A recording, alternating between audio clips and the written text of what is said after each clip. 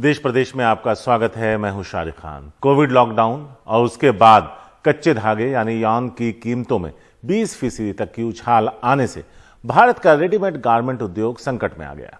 पिछले साल जहां भारत के रेडीमेड गारमेंट्स का उद्योग का निर्यात 12 अरब डॉलर का रह गया, वहीं बांग्लादेश 30 अरब डॉलर का निर्यात कर रहा है। 1 करोड़ लोगों की नौकरी देने वाला ये उद्योग क्यों मुश्किलों में है, देखिए हमारे सहयोगी रविशंजन शुक्ला की ये ग्राउंड रिपोर्ट। ये जो पीस है हमारे यहाँ पे जो हम बना के भेज रहे हैं, ये हम $8.5 का दे रहे हैं, जिसमें लेस भी लगी है और एम्ब्रॉयडरी भी है। अब यही पीस बांग्लादेश से उनको अभी उनका टारगेट प्राइस नया आया, जो अभी 6000 पीस का ऑर्डर आया है, वो कह रहे हैं ये पीस हमें $6.25 में चाहिए, which is very difficult for us. हम $8.5 पीस बेच रहे हैं और अब 6.25 में उनको कहाँ से दे देंगे। इन्हीं सब दिक्कतों के चलते भारत का रेडीमेड गारमेंट व्यवसाय बांग्लादेश, चीन और वियतनाम के मुकाबले पिछड़ रहा है।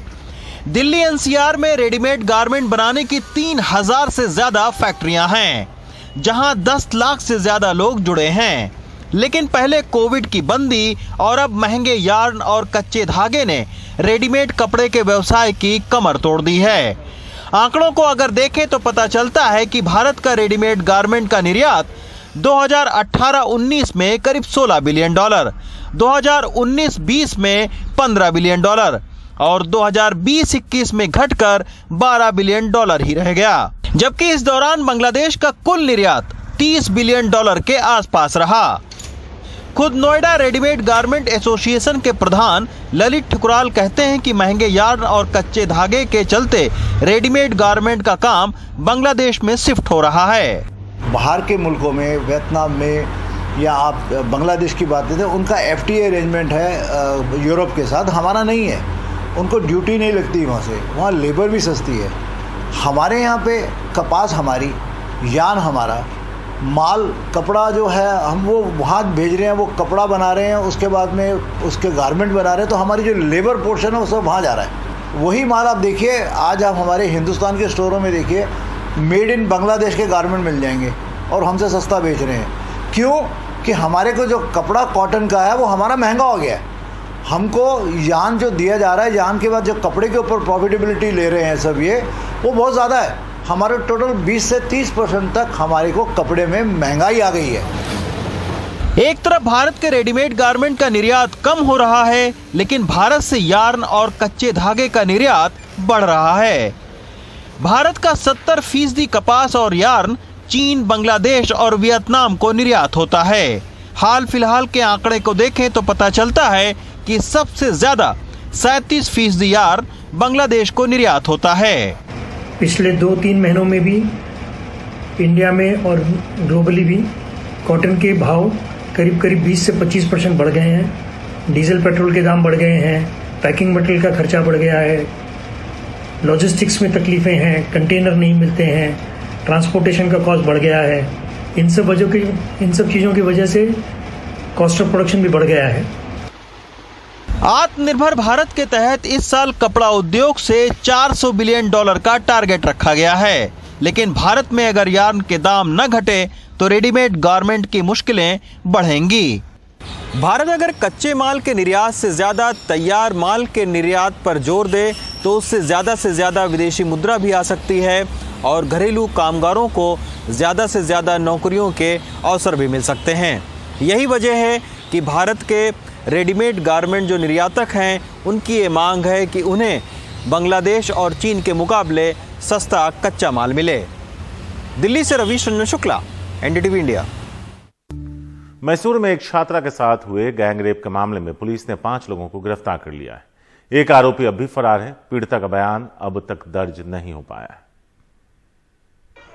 तमिलनाडु के त्रिपुर से 6 में से 5 आरोपियों को पुलिस ने गिरफ्तार कर लिया, जिनमें से एक के नाबालिग होने का संदेह है। उसकी उम्र 17 साल बताई जा रही है। इन सब पर एक 23 साल की छात्रा से सामूहिक बलात्कार का आरोप है। जिले में गिरफ्तार किया है। उनमें से एक कारपेंटर है, एक वायरमैन है, 2 ड्राइवर हैं और बाकी भी इस तरह के छोटे मोटे काम करने वाले हैं। ये तमिलनाडु के तिरुपुर से मैसूर फल सब्जी और दूसरे कामों के लिए आते और कई बार लौटते वक्त पार्टी करते हैं, लेकिन इस बार इसके साथ साथ इन लोगों ने इस घृणित कर्म को अंजाम दिया है और अब वह हमारी गिरफ्त में है। मैसूर के बाहरी इलाके चामुंडी हिल्स के ललित डी पुरा में मंगलवार शाम 7:30 बजे एक छात्रा के साथ सामूहिक बलात्कार और उसके मित्र के साथ मारपीट का मामला सामने आया था।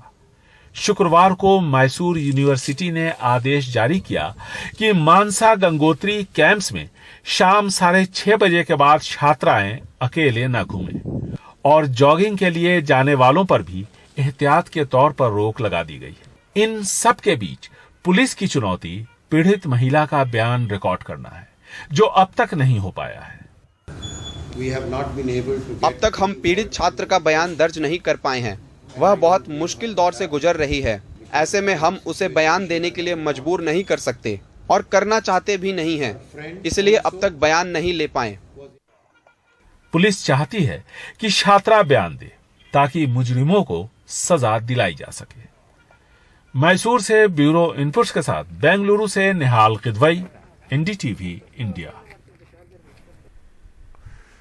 सुप्रीम कोर्ट के आदेश के बाद फरीदाबाद का खोरी गांव अब पूरी तरह मलबे में तब्दील हो गया। अरावली की पहाड़ी में बसे इस गांव की 172 एकड़ जमीन को खाली तो करा लिया गया। 1 लाख की आबादी वाले इस गांव के लोगों के हालात भावुक करने वाले हैं। हमारे सहयोगी मुकेश सिंह सेंगर की ये ग्राउंड रिपोर्ट।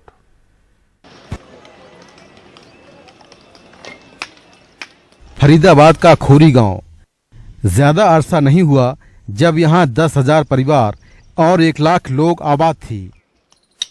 अब ये गांव पूरी तरह से जमींदोज हो चुका है। हर तरफ मलबा है। गांव के अधिकतर लोग यहां से पलायन कर चुके हैं, लेकिन कुछ लोग हैं जो यहां से जाने को तैयार नहीं।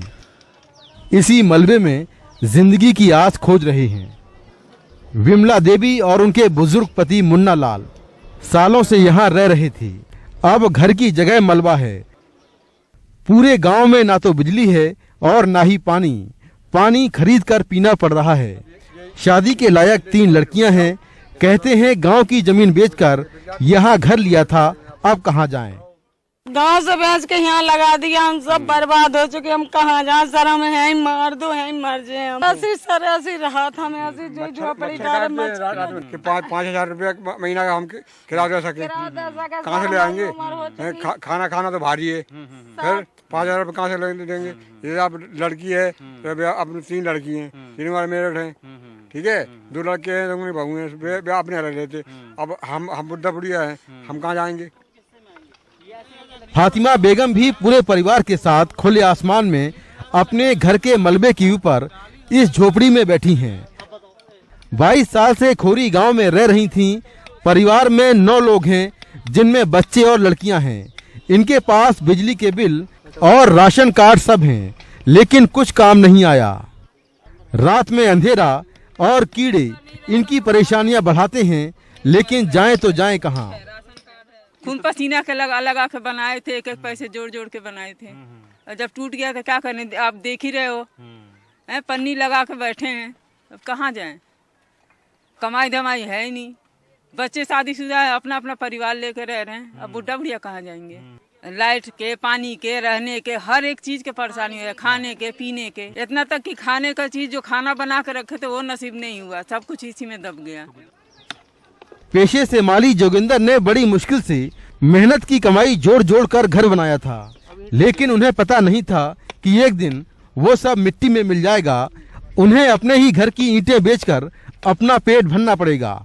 जोगिंदर हर रोज मलबे से 400 से 500 ईंटें निकालते हैं और एक ईंट 1 या 2 रुपए में बेचते हैं। नहीं सर, मैंने अभी कभी ऐसा नहीं सोचा था जो मुझे अपना ही घर बना के नहीं तोड़ के बेचना पड़ेगा। सर 400-500 ईंट डेली निकलती हैं। अच्छा, हाँ जी। तो कितने में ईंट बिकती है? सर यहाँ पे 1 रुपये 1 ईंट बिक रही है। अच्छा, तो आप रोज ही काम कर रहे हो? अभी फिलहाल तो सर यही कर रहा हूँ। अभी काम वाम भी नहीं है कहीं, पूरा काम बंद पड़ा है। यही काम करना पड़ रहा है, खर्चा इसी से निकल रहा है। जोगिंदर की तरह यहाँ मकानों के मलबे में रह रहे अधिकतर लोग मजदूरी कर अपनी गुजर बसर करते थे, लेकिन अब मलबे से ईंटें निकालकर बेच रहे हैं और अपना गुजारा कर रहे हैं। अरावली की पहाड़ी पर खोरी गांव करीब 40 साल पहले बसना शुरू हुआ था। यहाँ रहने वाले अधिकतर लोग पश्चिम बंगाल और बिहार के हैं। बिल्डर माफियाओं ने नेताओं और पुलिस से साठगांठ कर यहाँ जमीनें बेची। हरियाणा के इस गांव में बिजली कनेक्शन दिल्ली से दिए गए। बीते 7 जून को सुप्रीम कोर्ट ने 6 हफ्ते के अंदर इस गांव के सभी घर तोड़ने के आदेश दिए थे। हरियाणा सरकार ने इस गांव के कुछ लोगों को नया घर देने का वादा भी किया है, लेकिन जमीन पर हालात बहुत बुरे हैं। बच्चे मलबे में अपने घर का आंगन खोज रहे हैं जिसमें वो खेला करते थे। अपने उस गांव का नाम पता कर रहे हैं जो सड़क किनारे पड़े बोर्ड में कहीं धूमिल हो चुका है। हजारों परिवारों की जिंदगी मझधार में झूल रही है, जहां कोई रास्ता फिलहाल नजर नहीं आ रहा।